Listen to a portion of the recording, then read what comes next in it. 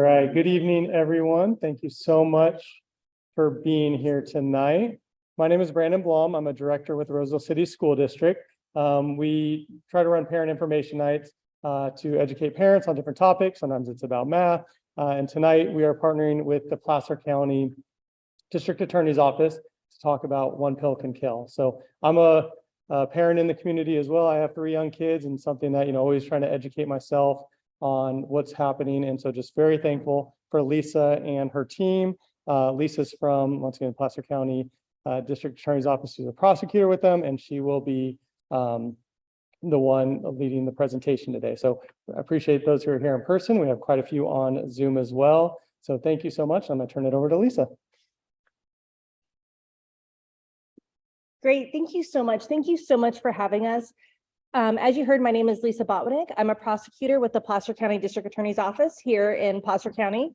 For those of you who don't know, the Placer County District Attorney's Office is the county agency that's responsible for prosecuting crimes in our county. So we prosecute everything from misdemeanor theft, DUIs, all the way through robberies, drug sales, and even homicide cases. So we handle that aspect for the county. But what we noticed was an increase in fentanyl in our community, not only among the drug community, but we were seeing it in an increase of sales and an increase of deaths. And we realized we needed to do something to address the issue here in our community. So we started our outreach program, working with other partners within our county and nonprofits to try and bring this message to families and to students so that everyone has the information so they can make the smart, right decisions for them. So for anyone who's not familiar with fentanyl, fentanyl is a controlled substance, a narcotic, a drug. It's an opioid similar to heroin or cocaine, but it's much, much stronger than heroin or even morphine, but it's similar in its effects.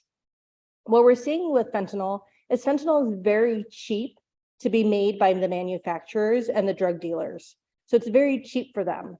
But unfortunately, it is highly addictive to the user. Along with that being highly addictive, it's highly fatal. So it's a very dangerous combination of being highly addictive and being very lethal that provides such a high risk to anybody who uses it. But unfortunately, what we've been seeing a lot in our county is people who have been taking fentanyl not knowing that that's what they were taking. One of the most common forms we're finding fentanyl here in our county is in fake prescription pills. These aren't prescription pills that are laced or have fentanyl added to them after the fact. They're fake from the very beginning. So these are pills that are not made in a pharmacy or a pharmaceutical laboratory. They're made in basements and garages and clandestine labs, and they're made with fillers and fentanyl. So there's no consistency, there's no uniformity, there's no real measurement process involved. And that's what makes them so unpredictable, is not knowing how much fentanyl might be in any one of these fake pills. But what we're seeing is that these pills are being marketed mainly to our young adults and our students as legitimate prescription pills. So we're finding that many of our victims are looking to buy legitimate prescription pills, but instead of getting a real oxycodone or Percocet, they're getting these fake pills that contain fentanyl, and it's killing them. The most common forms that we see these pills in are oxycodone, Percocet, Adderall, and even Xanax. But the majority of the pills that we're finding on the street are, in fact, these fake counterfeit pills. There are very few legitimate prescription pills that are on the drug sales market these days. And of those fake pills, the majority of them contain fentanyl. So it's a real Russian roulette, so to speak, as to whether or not that pill or how much fentanyl that one pill may contain. This picture shows fake prescription pills containing fentanyl and real oxycodone. These are the type of things where they look so similar that law enforcement in the field can't tell the difference. I can't tell the difference. So we don't expect anyone in our community, much less our children, to be able to tell the difference between a legitimate prescription pill and one of these fake counterfeit pills. The only way we know which pill is which is by actually having it chemically tested to see what's in it. We can't tell just by looking at it alone. Song for Charlie is one of the nonprofit organizations that you can look up online, and they have a lot of great videos that are short They explain some of the issues with fentanyl, and they're really good to watch with your family or your children. So we're going to watch a couple today. So, what's a fentanyl? A fentanyl is a fake prescription that looks just like the real thing, except it's fentanyl. Fentanyl is extremely powerful. When it's mixed together with a bunch of other stuff, then broken down into pills to a breathing. Maybe you decide that almost anything, from oxy to Percocet to Xanax or Vicodin, and scary things, fentanyl shouldn't be where it is. It's dangerous. We are talking about a drug that's 50 times stronger than heroin. This is kind of literally a couple of grains of fentanyl can be the difference between taking a diet or taking something that will freak out and kill you. The worst one is you can't even detect it. The only way to know this is if it was rabbi. It's not really ripped off. That guy on Instagram or Snapchat and so those kids, he's being they're real, even though it's not us. There are going to be hundreds and millions of tests out. They look like them. I mean, can you tell the difference between these two? What actually they're both tests? How about these? Also,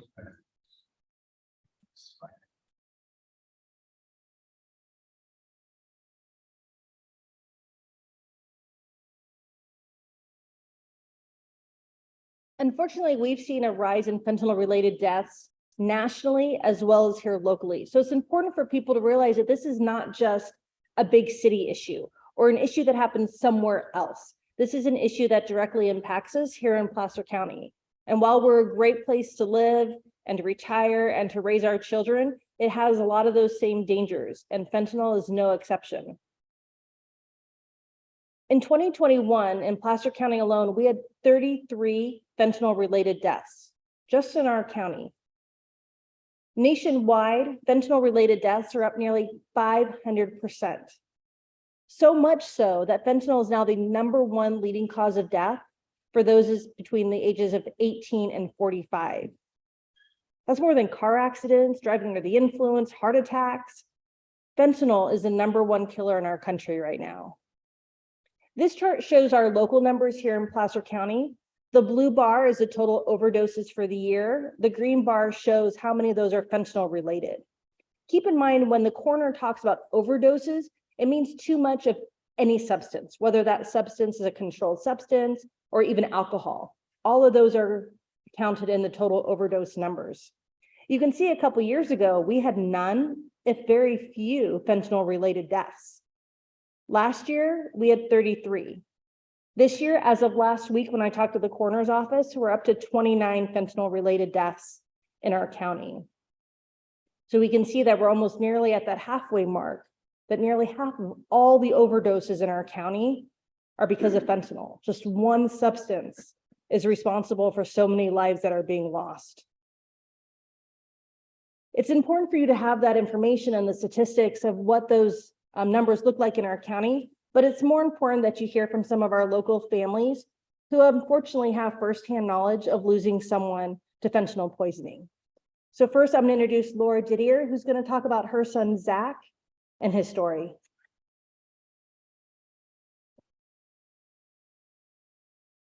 Thank you, everybody.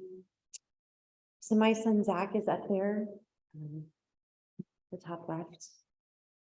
He was 17 years old.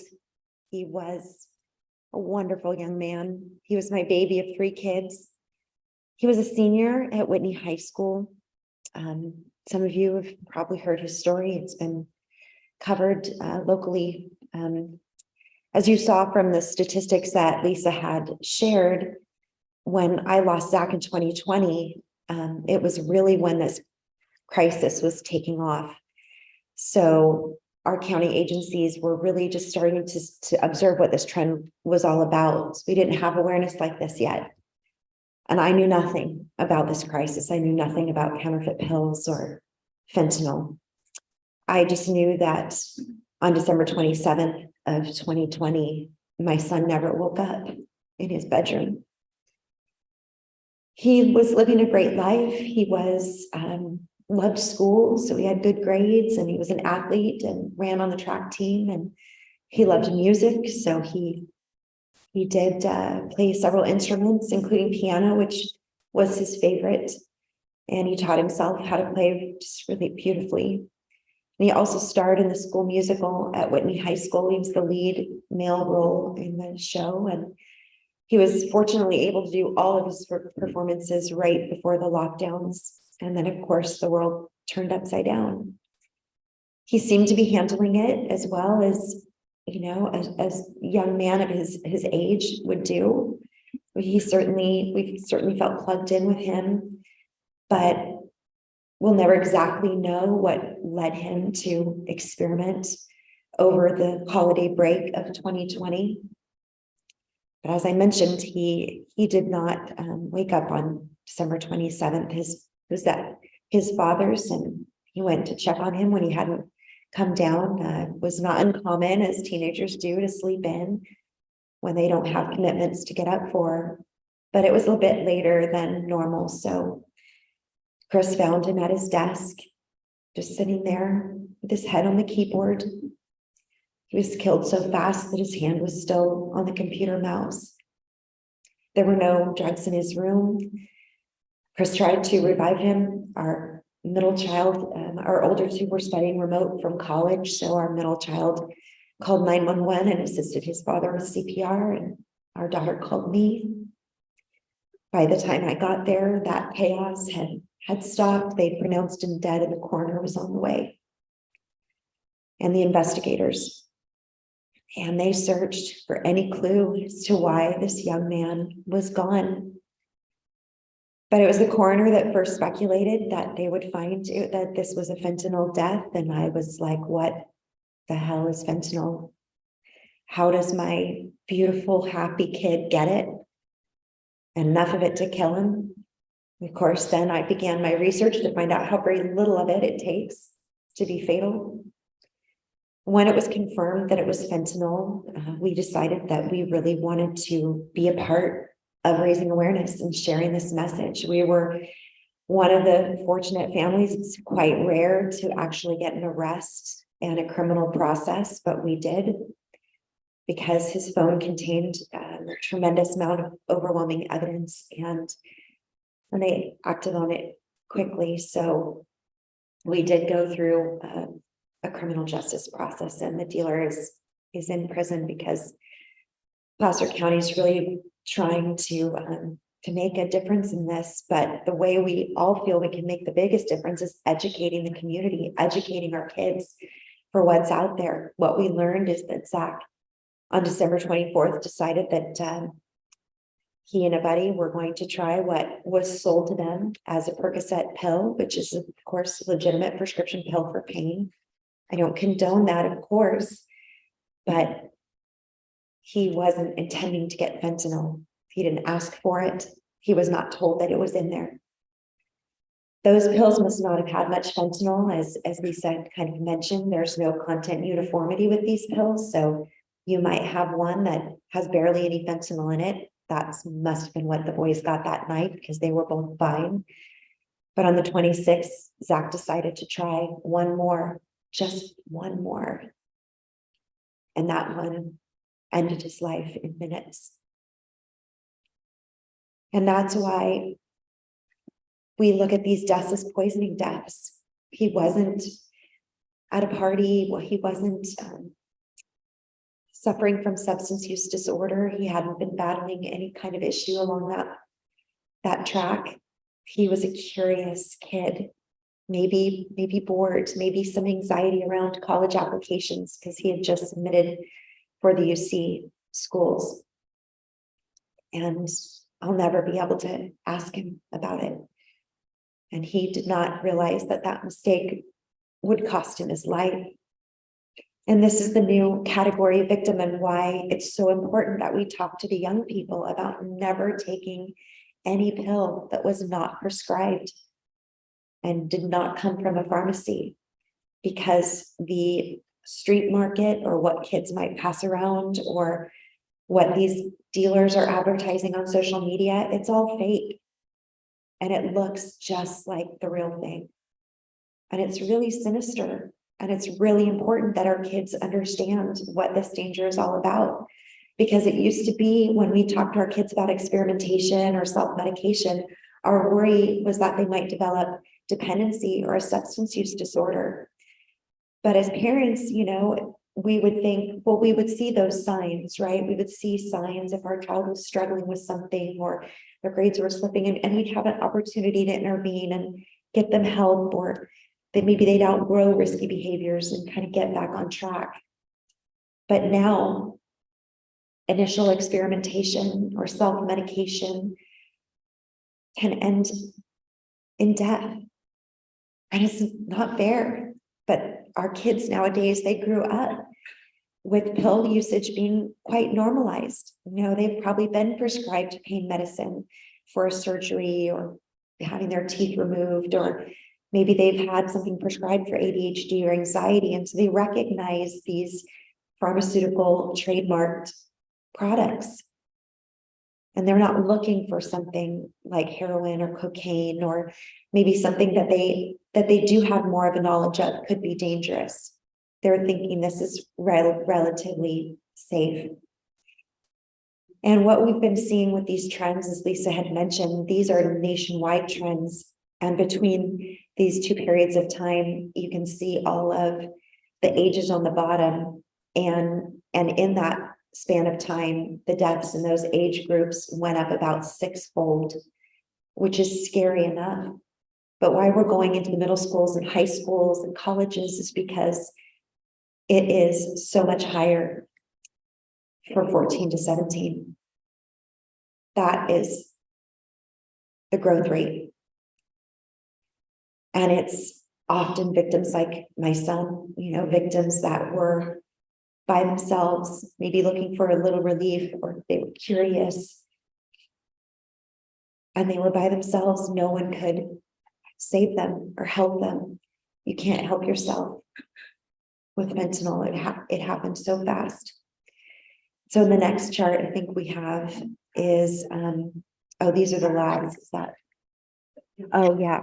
So why it is hitting this generation so hard is, one, they all have cell phones. And I didn't know this, but drug dealers are rampant on social media platforms. They're leveraging these platforms and the anonymity and the direct access to our young people to sell these products, misrepresent what they are. They're trying to create new customers, because if fentanyl doesn't kill you, it's highly, highly addictive. And then you have a repeat customer, someone that'll keep coming back. So the cell phone is one big reason why the kids are particularly vulnerable.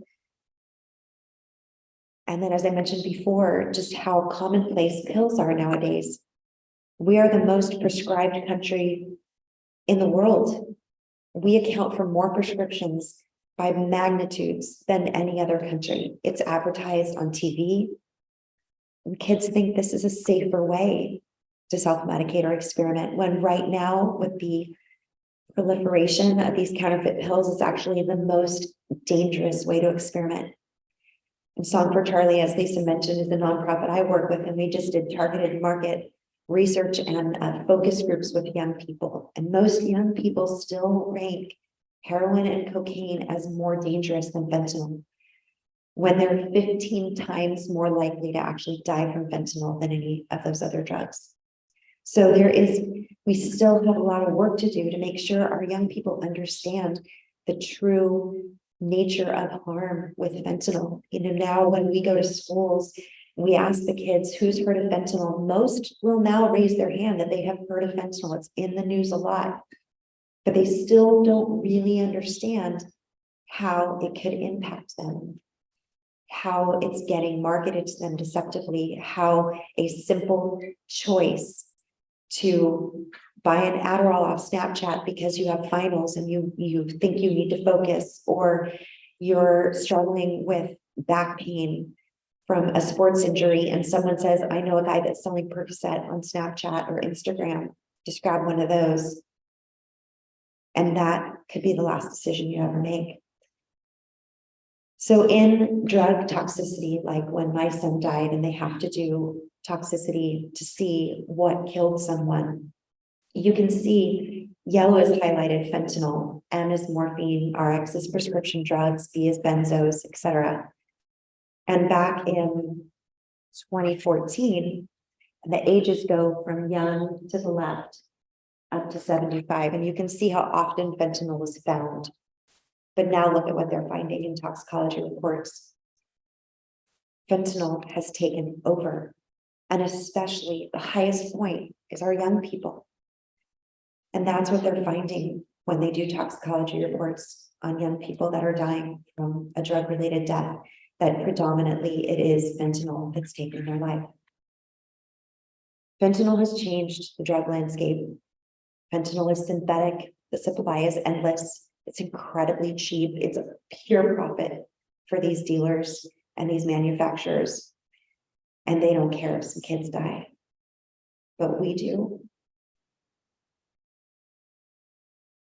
We all do. And I'm so grateful to be in Placer County because not all counties are reacting in this way to just bring people together in forums like this. We're talking to the students every week. We've talked to about 30,000, probably plus students in Placer County since the beginning of the school year. These conversations need to be happening. In 2021. The amount of people in our country killed by fentanyl could fill SoFi Stadium. And the numbers aren't any better. It's going to take all of us working together to get this turned around. And first and foremost is education. Know what's out there. Talk to your kids. This idea of not my kid, that's old. That's old thinking. I would have never, the day before Zach died, if anybody had told me that drug would end his life, I would have said, no way. He's a good kid. He's a happy kid. How would he even get drugs that are lethal? How wrong I was. So I hope that you guys will really share this information. Song for Charlie, as Lisa mentioned, has great video content that's intended to be, watched as you can preview it as a parent, but it's all very appropriate for late elementary up through college age. So thank you so much for listening and being here tonight.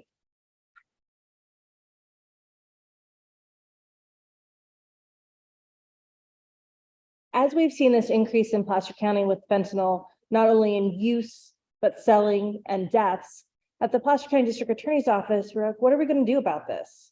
What do we do to change what's happening in our community, to make a difference? So one of the first things we did is very in our wheelhouse as law enforcement was to increase our enforcement, to work with our drug task force to make sure that fentanyl eradication was their #1 priority. So our drug task force and our local agencies in Placer County are working really hard to get these pills off the street before they make it into our kids' pockets. But we are not going to be able to arrest ourselves out of this problem. So education is really the key to saving our community. And that's why we wanted to be part of the county's efforts and work with our families to get this message to the students and to the families so that people are educated, so that they know what dangers and risks are involved with these fake counterfeit pills. And also to empower our community. As our families come forward and share their stories, they're empowered to share their story. And we want all of you to be empowered to share this information so that we can protect our community and beyond.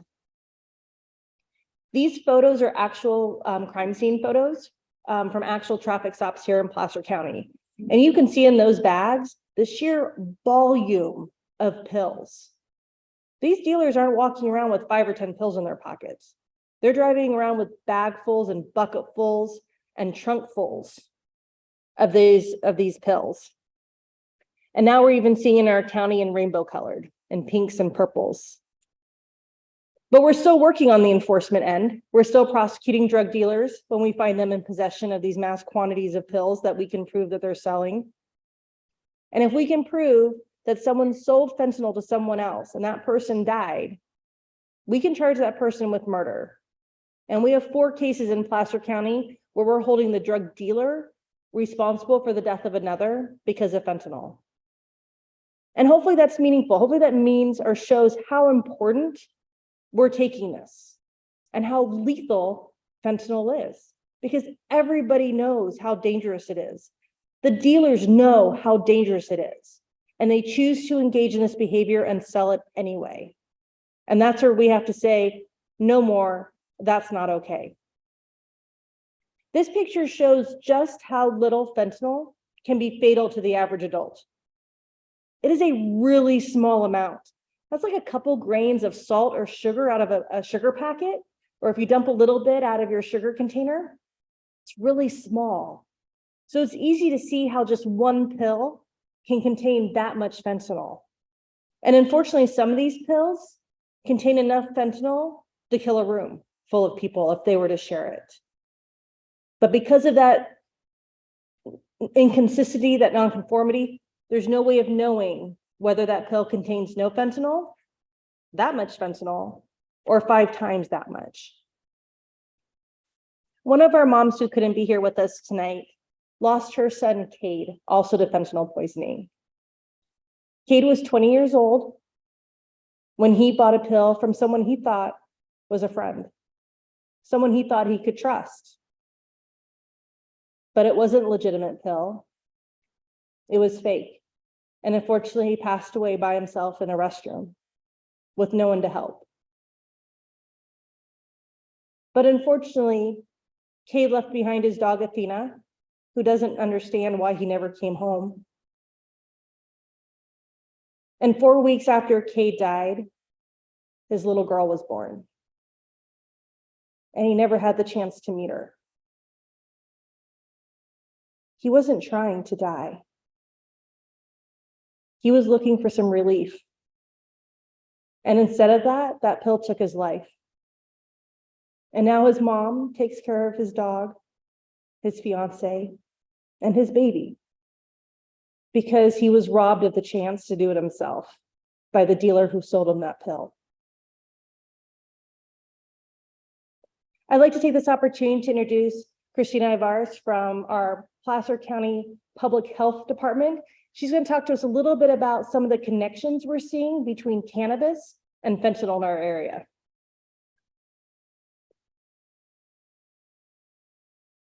Thank you, Lisa. Thank you all for being here tonight in this cold, kind of rainy night, and whoever's online too. We really appreciate this. Can I pull this down a little bit? And thank you to the parents that are here that it takes such courage for them to be here, and it's because they know it's important, and just really appreciate your bravery every time to be here and talk about this again. As Lisa said, and as Laura said, the pills are part of our culture, unfortunately. And I think probably the root of that too is to start teaching our young people other ways. And we'll talk about that a little bit later, because we all do need to cope with a lot of the things that hit us. But there's some unobvious ways that a young person could be at risk for a fentanyl death as well. And also for mental health challenges, which are going to make them more at risk to experiment. And that is the connection between cannabis today and fentanyl, because cannabis today isn't the way it was before. Even if it was, the young teen brain is developing until about the age of 25. As we know now more, it's more common for us to realize that. So, but what does that mean? That means that it's very vulnerable to substance use. And so with cannabis being extremely higher in THC than it used to be, it actually is not. Some products of cannabis today can be even almost pure THC, which is the psychoactive compound of marijuana. So if you think about it, it's not far from an opioid to use cannabis in a concentrated form or use it regularly as a teen and then seek out something stronger later on. So this is a really important connection. And also, just like it says here, the #1 risk factor for an opioid use disorder is ever having used cannabis. You start off on that trajectory, and that's what can put you at risk. And also the mental health risks just by alone with cannabis today and for the developing teen brain are becoming more widely known and more experienced in treatment facilities, excuse me, and in families. So it's important to realize that even though there's a lot of misinformation online about how it can reduce your anxiety and relieve you, you know, from your insomnia, and it actually can contribute to it even more so. So this is something that we want to be really clear about. And also the third point I'd like to make is that as the research becomes more known, as we're able to dive down a little bit more deeper in the research with cannabis and the teen brain, something is coming up that might be that even though people say you can't die from weed, you can't die from smoking pot, but because of the effects of mental illness from using cannabis, especially for our young people, that those deaths might be disguised in mental illness and also in suicidality. So one of our champions, actually a couple of our champions and doctors in San Diego did this research in 2020. And they found out, as you can see from the slide, that the teens, because they had a good relationship with the coroner and were able to get the toxicology reports, that the suicide rates for under 25 were the highest for cannabis use in the toxicology reports. And of those that only use cannabis, that accounted for 50% of the completed suicides under the age of 25. And so looking at the slide, you can see a little bit more about the details on that. But this is serious. So it is not benign. It actually is something to take seriously. And I'll be talking a little bit later about how we can kind of look at that a little bit more deeply. So, and I think it's my turn to get off. Thanks. Oh, sorry. Yes, vaping. We've got more people here who get confused. So another thing, we know that vaping is dangerous. Everybody here knows that vaping isn't good. It's addictive, it's tobacco, they rate, you know, it's strong. But vaping, just like some of the other pills that cannabis can, excuse me, that fentanyl can be put into, it can also be put into cannabis, and it can be easily added to vape pens. So even though I don't know if we've seen it here yet, but it has been found in other parts of the country, and it's just a matter of time before it makes it here as well. So our young people just have to be really aware of that fentanyl can be added to anything today. And I think we have, yeah, there's a couple of examples of that.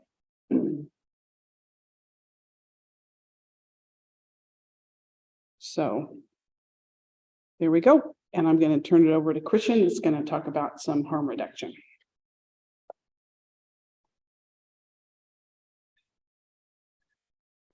Hi, my name is Christian Kudo, and I'm an adolescent drug and alcohol counselor, and I work for a company called Granite Wellness Centers. So just to kind of give you an idea what that is, if your children get in trouble at school with drugs or alcohol or tobacco products like vapes, they get brought to my student assisted program. I also work in the Placer County Juvenile Hall once a week, and I'm in contact with roughly about 200 kids a week. And the kids that I'm in contact with aren't always hardened drug addicts. Many of them are just young kids experimenting, and it's really difficult that this is happening in our community. In the last few years, 12 young people that I was working with directly died from fentanyl related poisonings. Kids just like the young people in this room or the young kids at home watching. So for a moment, I'd like to talk a little bit about some of the things that we can do. And one of those things is harm reduction. So what is harm reduction? Harm reduction is anything that reduces harm, right? So an example of harm reduction would be if you have someone that is using opioid pain medication or opioid drugs, and they're continuing to use knowing that there's a really high chance that they can get a hold of fentanyl. So it would be providing those people with Narcan or naloxone. We'll talk a little bit about that in just a moment. I think the most important aspect for parents and teachers when it comes to harm reduction would be having conversations with your children, with your students, talking to them about what's happening in our communities, what's happening to other kids that live and go to school with them. So harm reduction, the first part that we'll kind of touch on will be Narcan or naloxone. Excuse me, I'm sorry, my phone's ringing. That would be my dad. Sorry about that. My dad's health's been kind of weird, so anyway, so this is Narcan. Comes in a box like this. When you open it up, it comes with 2 of these nasal sprays. And when we're done, I've got Narcan that I can give out to you guys as well. So let's say you walk up on someone that you believe may be in the middle of an opioid overdose, right?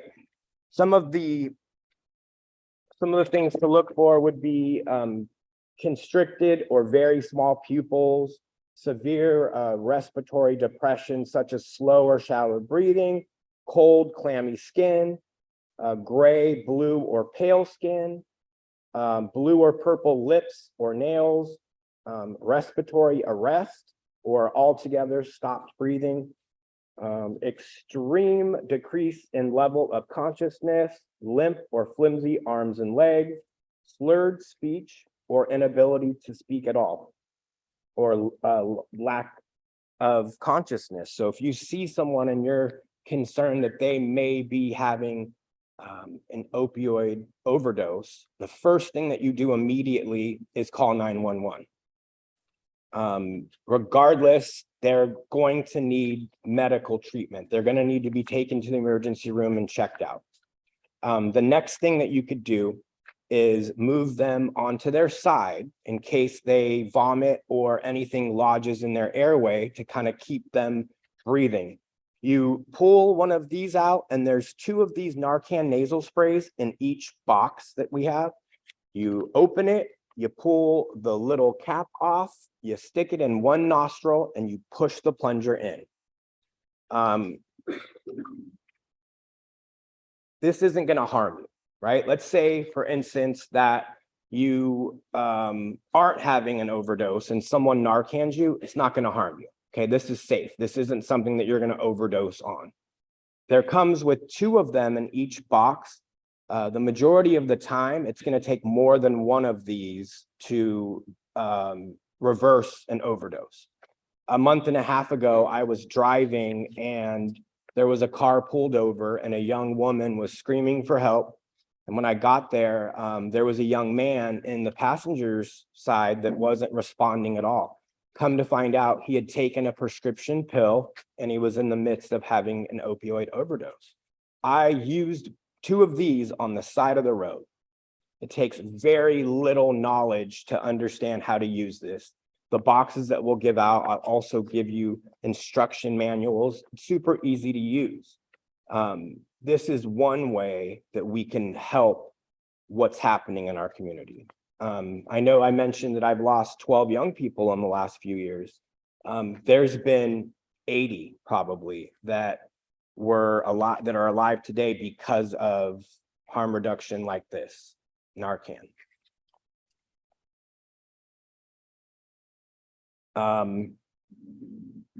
It's really, we're going to watch a video. Naloxone is now available in most places without a prescription. Naloxone is a temporary antidote for opioid drugs, which include but are not limited to heroin, fentanyl, morphine, codeine, oxycodone, and hydromorphone. You should give naloxone if you suspect someone has overdosed on an opioid. Suspect an overdose when someone isn't responsive and they have at least one of the following signs: not breathing, slow and soft breathing, making snoring or bubbling sounds. Their body is limp, cold and clammy skin, bluish lips and nails, pinpoint pupils. If you think that someone has overdosed, stay calm and call 911. Each dose of naloxone can only stop the overdose for about 30 minutes. To give naloxone using a needle, untap the vial, insert the needle, and slowly drive the naloxone into the syringe. Inject the naloxone into a muscle in the person's arm or leg. It isn't necessary to remove their pants or shirt. To administer naloxone nasal spray, place the tip into the nostril and press firmly up on the pressure. If the person is breathing, put them on their side to prevent them from suffocating or choking. If they aren't breathing, perform rescue breathing if you know how, until the paramedic arrives. And finally, while waiting for the ambulance, remember, stay on the line with 911. Don't try to get the person out because of the fall. Don't put them in a bathtub or shower because they can slip, drown, or go to shock.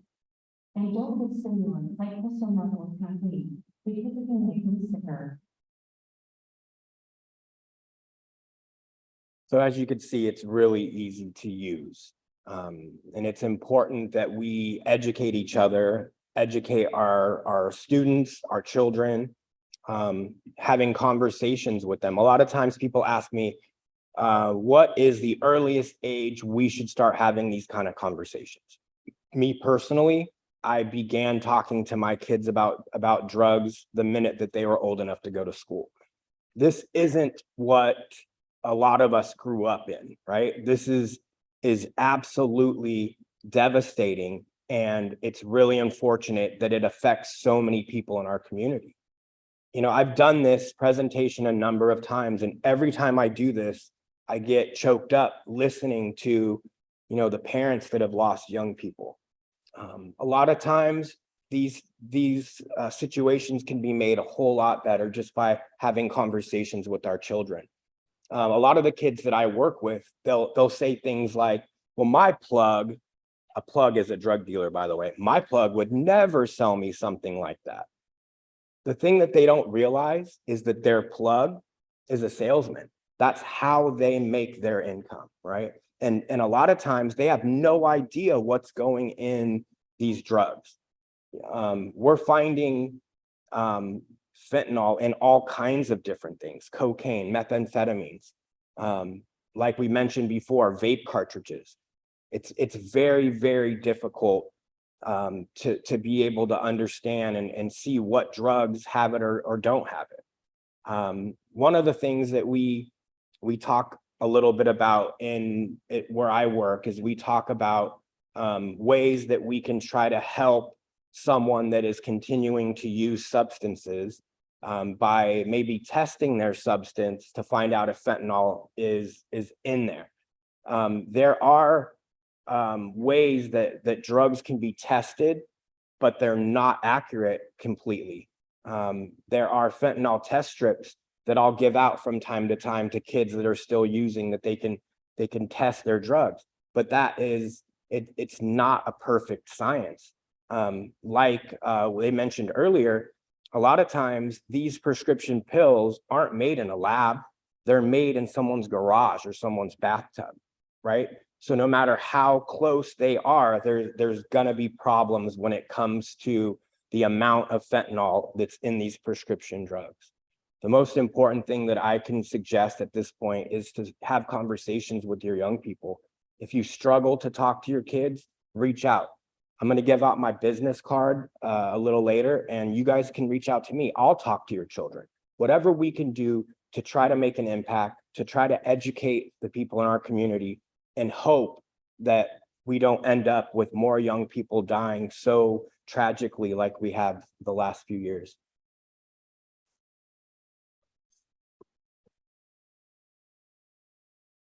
Thank you, Christian.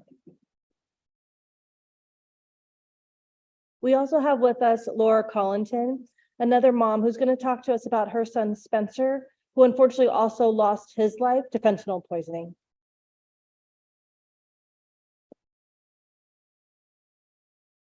Thanks, Lisa. Thanks for being here today. I actually lived down the street on Wildflower Drive, and my kids went to school. They didn't go to Wenzel Brown. They started out at Thomas Jefferson, but went to Boljon and Roseville High School. But this was their neighborhood for some time. My Spencer was the oldest of three, and both my boys played Roseville Little League. Practiced right out here at Wenzel Brown, and I even have a picture of my young son, my middle son, when his team won the Little League champion. He has a picture with Wenzel Brown handing him his trophy. So, you know, this is home for us. So, you know, if you think not my kid, it can't happen to me. Well, it does, and it's right here, right down the street. And I had those conversations with my kids about drugs. But like Laura mentioned, we didn't know about fentanyl. And I like to share Spencer's story because it's a little bit different than Laura's, but it shows how it can happen to any kid, any kind of kid, any type of kid. And they're all good kids, no matter their struggles. Spencer was a very, very active little boy, active baby. And the pediatrician told me when he was 2, boy, you have your hands full, mama. You know, I believe he has ADHD. And I'm in the medical field, and I kind of like, oh, shoot, you know, that's gonna not set us up so great. But I was very involved in getting him help early on, and counseling and eating right, and keeping him really busy. He played every sport he could, anything with a ball. His favorite was baseball. He was a pitcher for Roseville High School. And he even went on to umpire. He umpired at a very high level. He may have even umpired some of your younger kids because he did both softball and baseball, travel ball, actually, and high school. It was 2020, and it was the lockdowns. Again, same kind of situation. And as I mentioned, Spencer had ADHD, and I don't know, I've looked up the statistics since then, but if you have a child with ADHD or any sort of mental illness, and it is challenge like that, they have up to a 25% higher chance of needing to self-medicate or find a way to ease their symptoms. If you have addiction that runs in your family, it's 40 to 60% likely to be passed on. Compare that to somebody who has a breast cancer gene, it's only 5 to 10% likely to be passed on.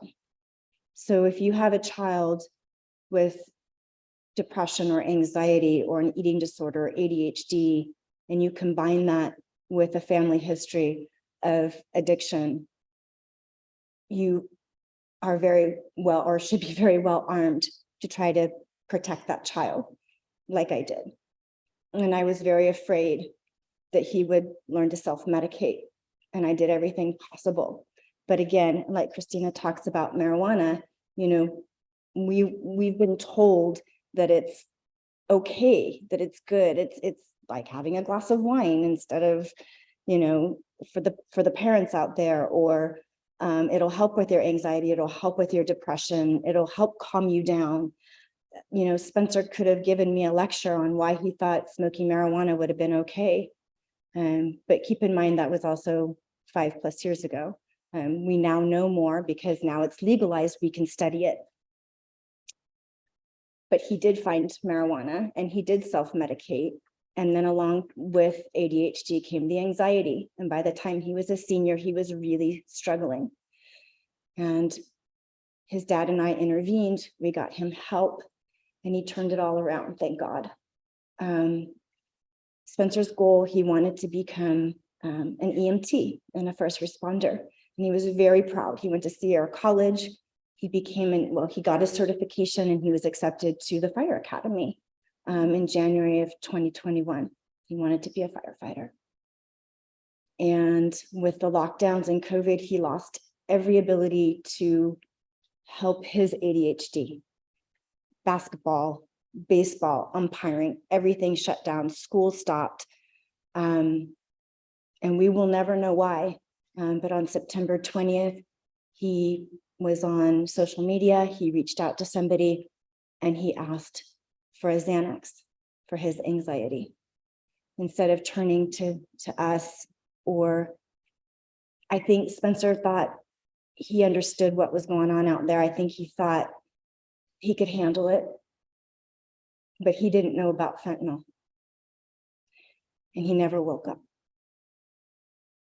And like Christian mentioned and Laura mentioned, it happens so fast that it's less than 2 minutes that you become so lethargic that you can't even send a text to say, I got a bad pill. And if you are not with them, you cannot self-administer Narcan. And if somebody's not there to call 911, they don't make it. They're gone in 10 minutes. So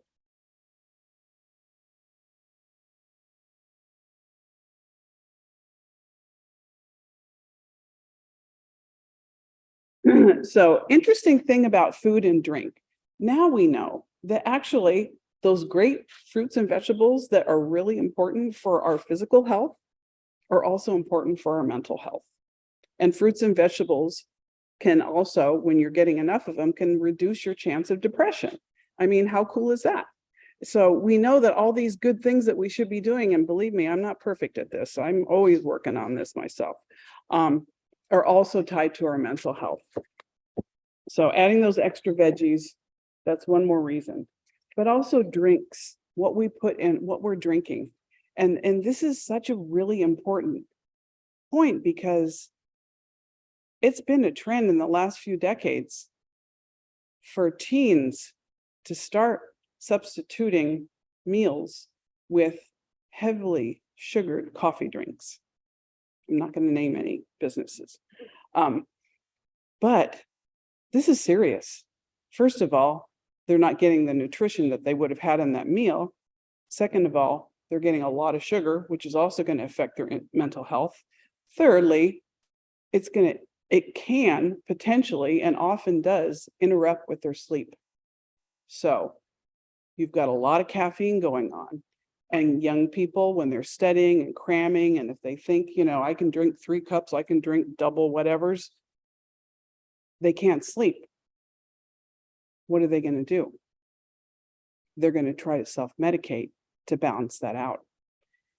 And so this is an important, really early first clue that you can look at to see that maybe when young people are starting to want more caffeine or any caffeine, that might be a clue that they're not sleeping well. And it also, as they get older, if they continue that and they're allowed to do that, they could be actually moving towards the risk factor for self-medicating. So these are all little kind of clues. And of course, we don't want to turn our families upside down by making all these crazy changes all at once, because that's just going to be, everybody's going to rebel. So it's important to just think about, what maybe some simple changes that you can make, simple little steps, and reevaluate if sleep is not working in your family, what are some things that you can do? Look at the chart and go, where are we a little out of balance? Where can we improve today? And just make those steps as you can. And I think next we're going to talk about the resources. Yeah. So we have resources we really hope you use. We invested a lot of time and effort in our One Pill Can Kill Placer.com. We really hope you go to that. There's a lot of wonderful videos again and resources for any level. And because substance use disorder is something also that we are struggling with in our society, if somebody does have a substance use disorder, there is treatment. And for opioid use disorder, there is treatment. So we do have those resources on here as well. And We have our raisingplacer.org website that has a lot of really great, useful information that's updated continually as things become, as we get new resources and materials. So we really hope that you utilize all of these resources and encourage your young people to go in there and look at the research. You know, there's a lot of research on marijuana in there that we put up. And there's all of the resources for, you know, counseling. Calling 211 is a really great resource in our county as well. And I've said the word resource too many times, so I'm not going to say it again. So thank you so much.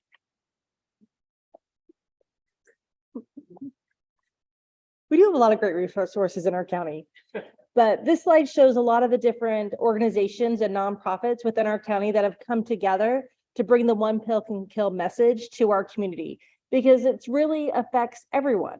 It affects all of us, from law enforcement to public health to schools and education.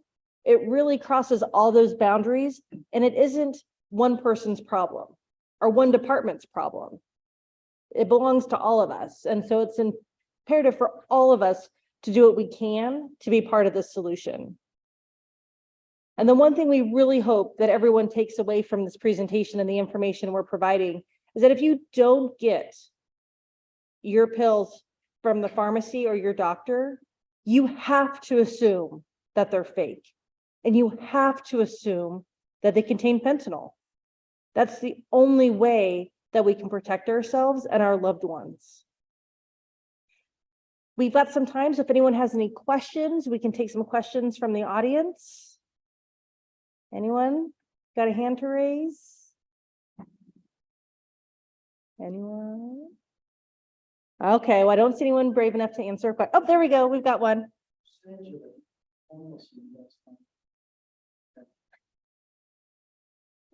So the question was, what percentage of the homeless are we finding in possession of fentanyl? So we do see are homeless in possession of fentanyl, but they're usually possessing smaller quantities for use purposes. They're not our demographic who is selling fentanyl. I don't know what the percentages are countywide, because we have so many different law enforcement agencies, and I don't know if they keep track of the demographics that way. But we do see some of our homeless that are in possession of fentanyl for personal use, just like we find them in possession of all other sort of illicit drugs as well. But typically, in the cases I reviewed personally, it tends to be more in its powder form of fentanyl, not in the pill form. So more the pure form, I get. The non pressed into a pill.